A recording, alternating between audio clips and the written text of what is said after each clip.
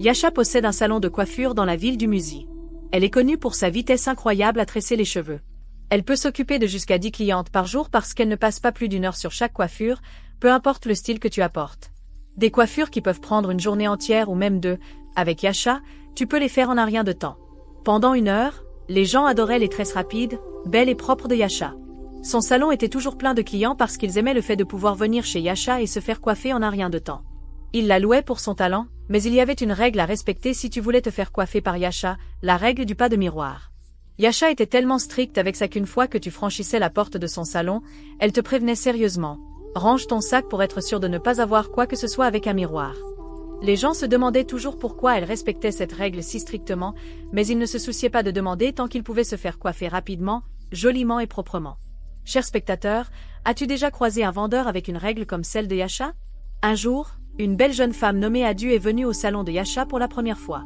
Je suppose qu'elle n'avait pas entendu parler de la règle pas de miroir avant. En arrivant au salon, ils ont vérifié son sac comme d'habitude, mais ils ont oublié de vérifier ses poches. Dès qu'elle s'est assise pour que Yasha commence, en tressant ses cheveux, elle a sorti un petit verre qui reflétait la lumière, juste parce qu'elle voulait décrire la coiffure qu'elle voulait à Yasha. Mais tout de suite, Yasha a vu le miroir et s'est mise à crier. « Comment oses-tu?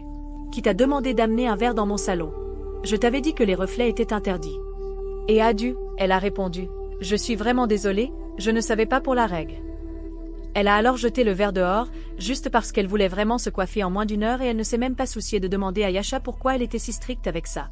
Une règle ridicule dans un salon de coiffure, et elle s'est assise pour se faire tresser les cheveux en un rien de temps, puis elle est partie toute contente. Cher spectateur triste, tu dois te demander pourquoi Yasha avait une telle règle dans son salon. Eh bien, reste à l'écoute de cette histoire.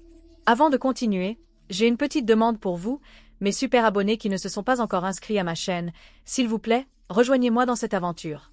Je vous en supplie, cliquez sur le bouton d'abonnement. Et si tu es un abonné de retour, bienvenue à nouveau. Je suis vraiment ravie de t'avoir ici, merci beaucoup. Revenons à l'histoire. Un autre beau jour, une jeune femme nommée Zuri est allée à Umuzi. Elle avait besoin de se faire tresser les cheveux et on l'a dirigée vers le salon de Yasha. Quand Zuri est arrivée, Yasha lui a expliqué la règle du pas de miroir.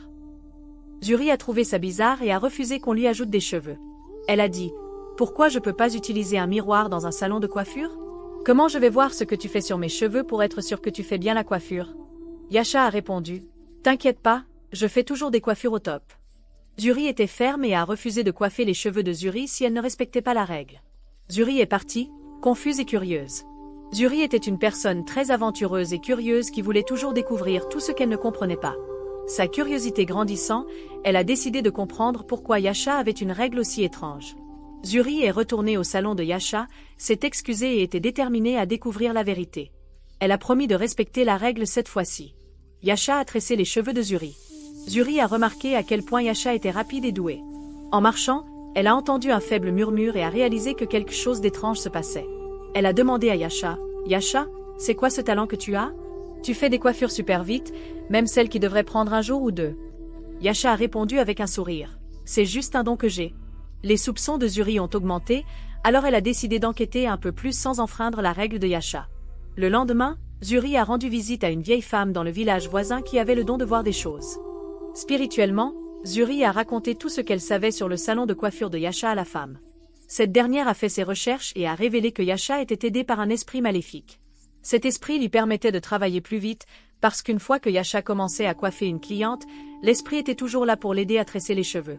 C'est pour ça que Yasha réussissait à coiffer en un temps record. Zuri était choquée d'apprendre ça. La femme âgée a aussi dit à Zuri que Yasha n'était pas contente d'avoir un esprit maléfique qui s'occupait de ses tresses. Ses clientes pensaient juste qu'elle était impuissante et qu'elle n'avait aucun moyen de se libérer de cette malédiction, parce que Yasha avait croisé cet esprit maléfique depuis sa naissance. La mère de Yasha l'a emmenée voir cet esprit quand elle était bébé, et elles avaient un accord.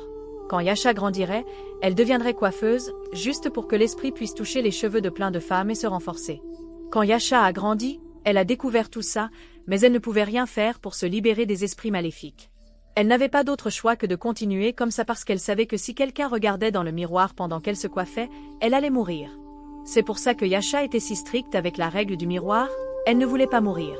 Zuri a décidé d'aider Yasha à se libérer de cet esprit maléfique, il lui fallait un plan. Zuri a supplié la vieille femme de l'aider à sauver Yasha, Parce qu'elle ne voulait pas juste aller au salon de Yasha pour se faire coiffer et se faire tuer. Elle préférait aider Yasha à se débarrasser des esprits malins. Une vieille femme a accepté et a préparé un miroir spécial capable de piéger l'esprit. Elle l'a donné à Zuri en lui demandant d'aller au salon de Yasha et de commencer à réfléchir le miroir autour. Quand Zuri est arrivée au salon de Yasha, elle lui a expliqué son plan.